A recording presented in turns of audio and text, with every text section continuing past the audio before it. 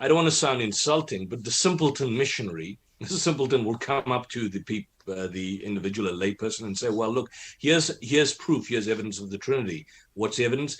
Let us make man in our image. Now, I've always traditionally understood that, and tell me if I'm wrong, that the us, our, is essentially the plural of majesty. Listen for a moment. It's really very simple. Because in the text tells us that unlike any other creation, man is binary, which means that we are physical. We're made of the clay of the earth, right? But then God blew his breath. The divine nature was put into man. So man is both physical.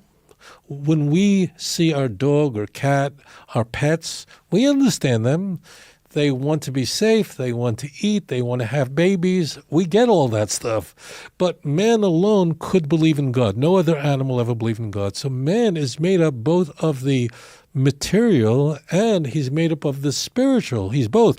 And therefore we have free will. Your dog is never going to go to heaven. Please don't be offended, all you viewers. Dogs don't have a soul. Love them. You can learn from their obedience, but they don't have a. So God really does call two things in our eyes. This is in Genesis 2. He literally calls the clay of the earth and the spirituality, the breath, together into one, and let us make man, because man is both. And therefore, man has free will. He could choose good or he can choose evil. And it's interesting, this term, let us, is only used 3 times in Tanakh, and it's right here. That means what we do is we can look in the same neighborhood of passages, and we'll find that the us comes up again very soon. So we know that God is speaking to the angels in Genesis 1:26, because after Adam eats from the tree of knowledge of good and evil, he then cannot go into the Garden of Eden, and God calls upon fiery angels to prevent man. And it says, God says in Genesis 3:22, let us prevent men from becoming like one of us. That means eating from the tree of life and being eternal, which then became a problem. The third time, so there's men, the us is there speaking to an angel. It's in the text, and God is saying us. And you can see it explicitly. You don't need Tovia Singer for this.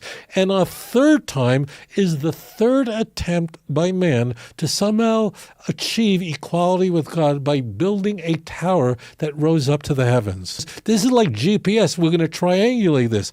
In Genesis 11, verse 7, the same thing. God says to the angels, let us go down and confound man, so that he speaks different languages, to stop him from his effort to try to be divine, to try to achieve equality. So what you do is, it's a GPS. We have 3 passages. That's it. And they're all in the same place in the Bible. They're in the creation process, the earliest moments, the formidable moments of mankind, where man can never step over that line to try to be divine. Yes, every man has a divine spirit, but he is not equal to God. And that's why God summons the angels, the breath, the very same, because angels are only spiritual. The physical is just a facade, and man is both. He's both physical and spiritual. Same thing in Genesis 3:22, same thing in Genesis 11:7. All of them, God is addressing angels. Adam is binary. He is both clay and soul, which other animals are. Birds don't have a soul. Dogs don't have a soul. So therefore, it really is in us. And is it true that idol worshippers throughout history didn't start with Christianity? We have a record that's going all the way back that pagans seized these amorphic texts. And this really takes us back to where our conversation began. So people who are heretics, I'm using strong words because I might as well be clear, all heretics do this. They scour texts trying to find something that they already believe, and they take ambiguous passages, which is true. You do need Genesis 2 verse 7 to help you understand Genesis 1:26. It's true. So, and exploit it. And if you know Genesis 3:22 and Genesis 11:7, it slams the book on the issue.